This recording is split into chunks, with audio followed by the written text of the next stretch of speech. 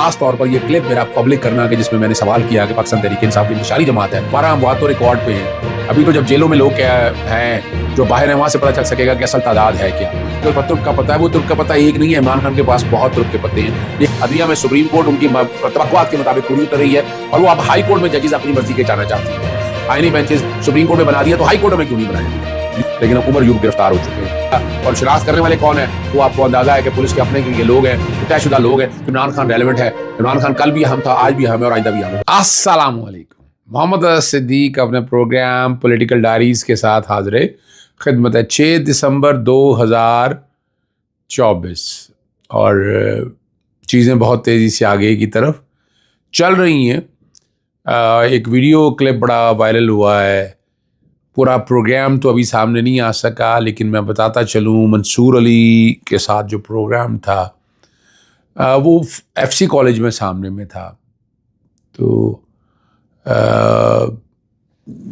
बाकायदा मैनेज करके ये प्रोग्राम रखा गया था, लेकिन मैं क्राउड देखना चाह रहा था। क्राउड को मैंने जज करने के लिए पहले ही सवाल में जज कर लिया था कि क्राउड जिस तरह बैठा हुआ था, जिस तरह मैं ये नहीं कह सकता कि मंसूर अली ख़ान का हवाले से ये कोई बात ऐसी है, लेकिन वो क्राउड जो है वो मुझे समझ आ गया था क्या है।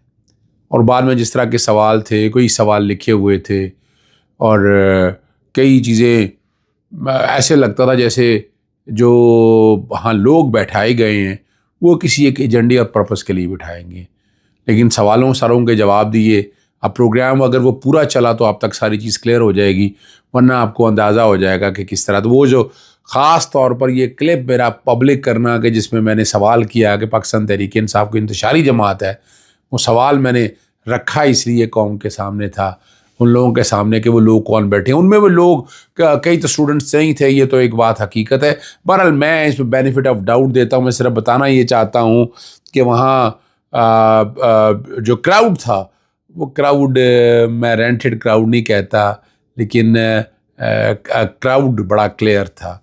और सवाल जो बाद में मैंने जवाब दिए वो जवाब में लाजवाब हो गए थे। क्या कहूँ मैं आगे।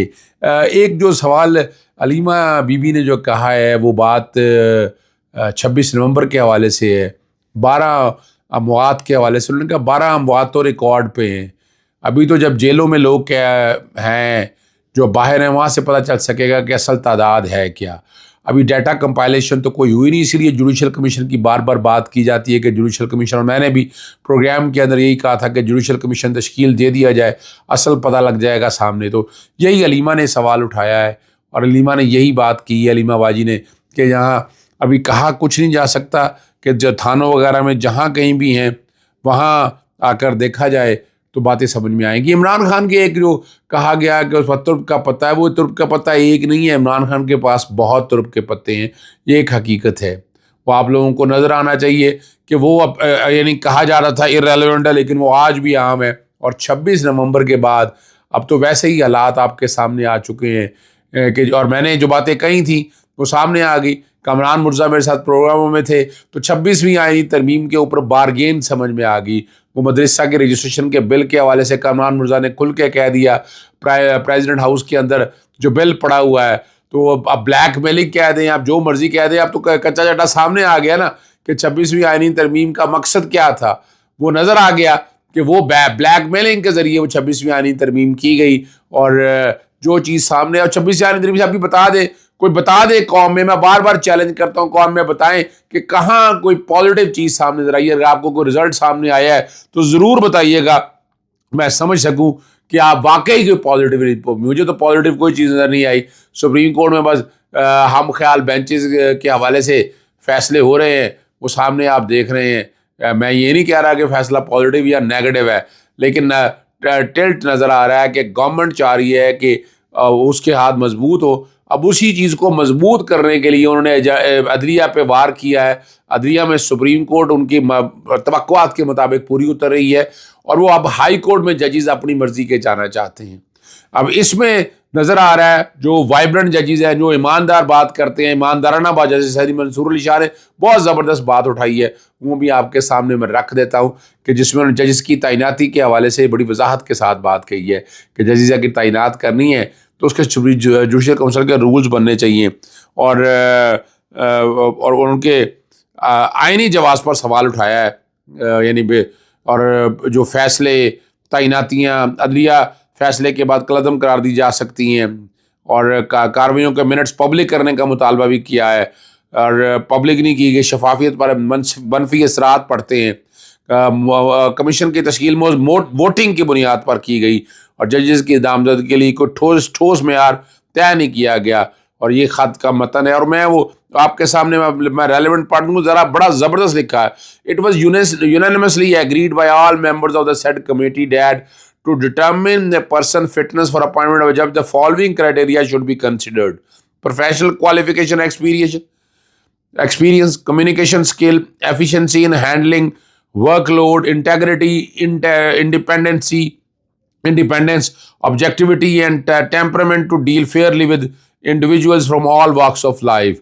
اور اس کے لیے رولز بنانے کا بھی کہا گیا، رولز نہیں بنائے، اور ابھی 7 ججز کی تعیناتی لاہور ہائی کورٹ کے حوالے سے آئی ہے سامنے، تو اس پہ سوال اٹھ گئے ہیں، اور بار بار یہ اب تو سوال تو اٹھیں گے نا کہ آپ کا نظر آ گیا کہ پولیٹیکل مائنڈ نظر آ گیا ہے کہ جوڈیشل کمیشن کیا چاہتا ہے۔ اس میں نے کچھ کام کیا ہے، اور میں ابھی بہت جلد جوڈیشل کمیشن کو کچھ چیزیں سامنے لانا چاہتا ہوں کہ یہاں میں ایک ایک چیز یہ پوچھوں گا کہ جوڈیشل کمیشن بنانے کے مقاصد اگر آپ نے آئینی بینچز سپریم کورٹ میں بنا دیے تو ہائی کورٹ میں کیوں نہیں بنائے ابھی تک؟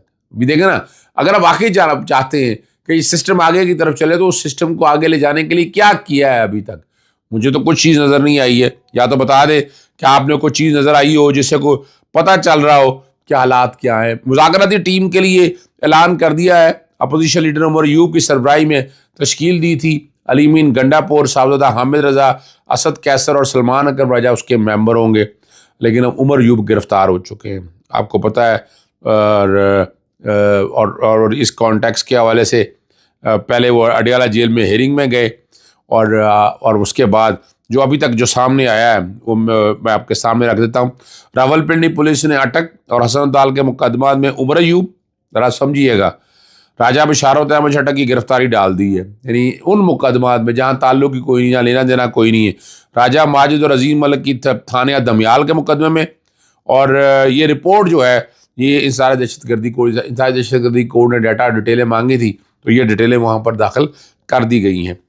100 سے زائد شناخت پریڈ کے خلاف کیس کی سماعت ہوئی، شناخت پریڈ کی کوئی آنیت نہیں ہے۔ میں بڑے سے سوال اٹھا رہا ہوں، میں لاہور ہائی کورٹ کے حوالے سے بھی سوال اٹھاتا رہا، تو لاسٹ میں نے اپنے پروگرام میرا آپ نے یاد ہوگا تو میں نے کہا تھا کہ شناخت پریڈ کا جو طریقہ کار رکھا ہے یہ بالکل غلط ہے، ایگزیکٹو میجسٹریٹ شناخت پریڈ کر رہا ہے، یہ تو سارا عمل ہی غلط ہے جسٹس ارباب طاہر نے۔ اب یہ سوال بڑے، اور یہ دیکھیں طریقہ کار کیا رکھا ہے، یعنی یہ زیادتی ہے، جو مرضی آپ کہیں کہ یعنی 24 گھنٹے کے اندر پیش ہونا ہے، ریمانڈ پہ لے کے جانا ہے، ریمانڈ میں آپ ڈسچارج کر سکتے ہیں، لیکن جب آپ شناخت پریڈ پہ لے جائیں گے تو آپ کا نہ ریمانڈ ہے نہ آپ یعنی آپ کو کیا ہے، شناخت پریڈ بھی اندر رکھا ہوا ہے، ظلم کریں، تشدد کریں، جو بھی کریں، وہ شناخت پریڈ میں اگر آپ کی شناخت ہو گئی تو پھر آپ ریمانڈ میں لے جائیں گے آپ، اور اگر شناخت نہ ہوئی تو آپ کو چھوڑ دیا جائے گا۔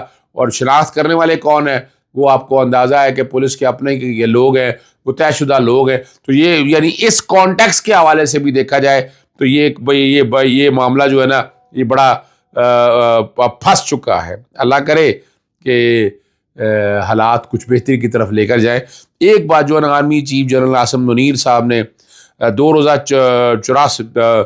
84ویں فارمیشن کمانڈر کانفرنس ہوئی جس میں پاک فوج دارالحکومت کی اہم سرکاری عمارتوں کو محفوظ بنانے اور قابل احترام غیر ملکی مفود کو دورہ پاکستان کے دوران محفوظ ماحول فراہم کرنے کے غرض سے پاک فوج کی قانونی تعیناتی کے خلاف کی جانے والی بدنیتی پر مبنی پروپیگنڈے پر تشویش کا اظہار کیا ہے، اس پر سخت ایکشن لینے کا کہا۔ فیک نیوز کے حوالے سے باتیں ہیں، اور فیک نیوز آپ نے وہ ساری دیکھ لی ہیں، اپنا کوثر کاظمی کی، وہ ایک ہی طرح کی جو ہے نا، مراد سعید نے بھی جرنلسٹ ہے انہوں نے شیئر کی، نجم ولی کی بھی، رضی دادا کی بھی، وہ ساری بتائی کہ جو آپ فیک نیوز کی بات کر رہے ہیں، فیک نیوز تو یہ والی ہیں، اور وہ پی آئی اے کے اندر ملازمت کرنے والے یا ملازمت یا پنجاب کی سرکاری ملازمت کرنے والے لوگ ہیں جن سے نظر آ جائے گا۔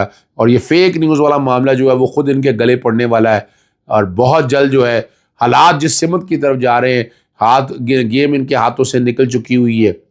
آج بھی عمران خان ریلیونٹ ہے، عمران خان کل بھی اہم تھا، آج بھی اہم ہے اور آئندہ بھی اہم ہوگا۔ اجازت چاہتا ہوں، السلام علیکم، اللہ حافظ، پاکستان زندہ باد۔